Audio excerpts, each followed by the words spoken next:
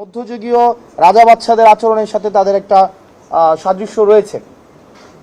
এবং আমরা নির্বাচন কমিশনকে আমরা বারবার কিন্তু বলেছি যে একটা নির্বাচন কমিশন সাংবিধানিক একটা প্রতিষ্ঠান, এই প্রতিষ্ঠান অবশ্যই একটা আইনগত নীতিমালার ভিত্তিতে সেটি চলবে। কোনো ব্যক্তি সর্বস্ব বা ব্যক্তির ইচ্ছা, আমার ইচ্ছা হইলো সকালবেলা উঠে আমার সামনে একটা মাইক দেখলাম যে একটা মাইক মার্কা দিয়ে দিব, আমার সামনে একটা ডেস্ক দেখলাম আমি একটা ডেস্ক মার্কা দিয়ে দিব, আমার একটা ওই যে এখানে কি বলে এটাকে ওই যে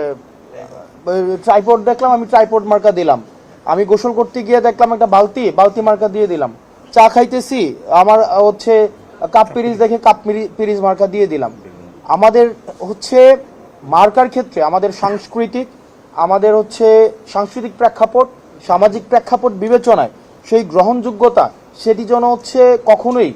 আপনার গণবিদ্বেষী, জনগণ বিদ্বেষী না হয়, সেই বিষয়টি হচ্ছে আমলে নেওয়া উচিত ছিল। কিন্তু আমরা দেখেছি যে নির্বাচন কমিশন একটি স্বেচ্ছাচারী সিদ্ধান্ত নিচ্ছে। যতক্ষণ না পর্যন্ত নির্বাচন কমিশন কোনো আইনগত জায়গা থেকে তারা কোনো কথা না বলে আমরা ধরে নিব এই সিদ্ধান্তগুলো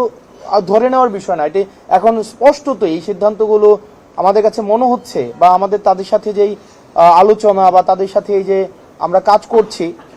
আমাদের কাছে মনে হয়েছে যে এই সিদ্ধান্তগুলো আসলে চাপিয়ে দেওয়া। আমরা বারবার বলেছি এটা নতুন কোনো কথা না, আমাদের কাছে মনে হয়েছে, আমি গতকালে বলেছি যে নির্বাচন কমিশনের আসলে রিমোট কন্ট্রোলটা এটা অন্য জায়গায়, এই নির্বাচন কমিশনের রিমোট কন্ট্রোল এটা আগারগাঁওয়ে নাই, এটা